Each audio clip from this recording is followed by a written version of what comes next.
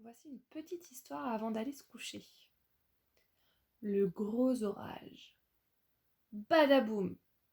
Dans sa chambre, Célestin le petit lapin se réveille en sursaut. C'est la nuit et il a peur. D'où vient ce terrible bruit?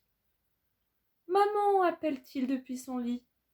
Il attend quelques instants, enfoui sous son édredon, avant que sa maman lapin n'apparaisse enfin.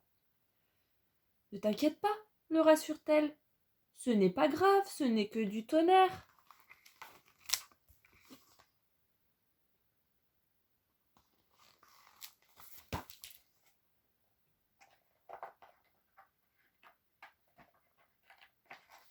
Badaboum!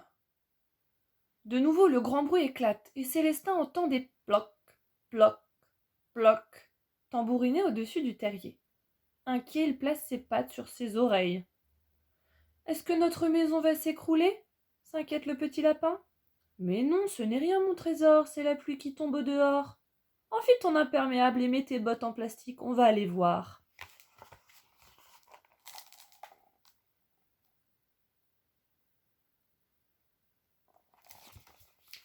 Célestin n'est pas rassuré, mais il a très envie de savoir d'où vient cet étrange bruit. Badaboum! Vite le lapin se cache dans la robe de sa maman. Elle se penche et le serre doucement contre elle.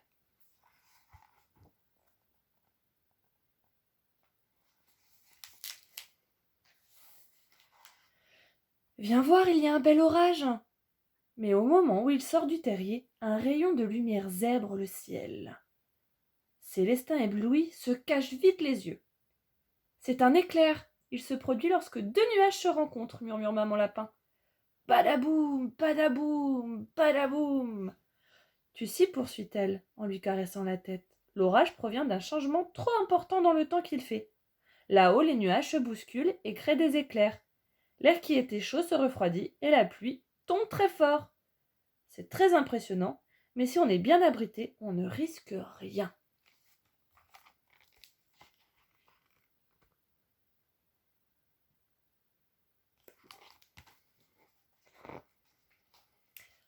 Badaboum! Célestin est fasciné. Soudain, il entend un petit gémissement. Il se retourne et aperçoit Aurélie, la petite souris effrayée dans les bras de son papa. Elle non plus, elle n'arrivait pas à dormir et papa souris l'a emmenée dehors pour lui expliquer ce qu'était l'orage. Avec son pouce dans la bouche, elle a l'air si petite. Badaboum, badaboum. Ce n'est rien, lui dit calmement Célestin. Le ciel a besoin de mettre un peu d'ordre au milieu des nuages qui s'agitent. Il gronde un peu, mais il n'est pas méchant.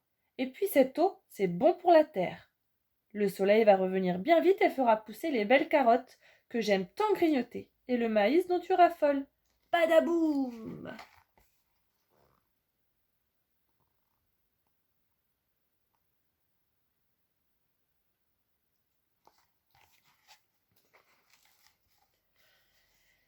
Aurélie se tourne vers Célestin qui lui fait un gros clin d'œil. Cette fois, même si les deux amis ont sursauté, ils n'ont plus peur. Le petit lapin lui tend la patte et en riant, ils se lancent dans une joyeuse danse. Leur museau dégouline de gouttelettes froides, mais ils s'en moquent.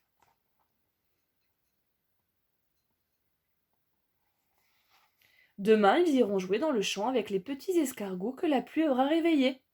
Eux aussi. Mais il est temps de retourner dormir.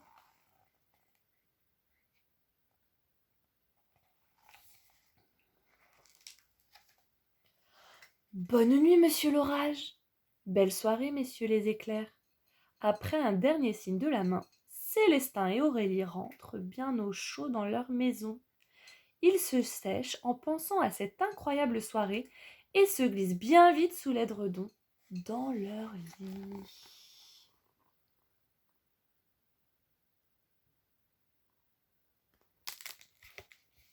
Voilà l'histoire des contes magiques et histoires fantastiques terminée.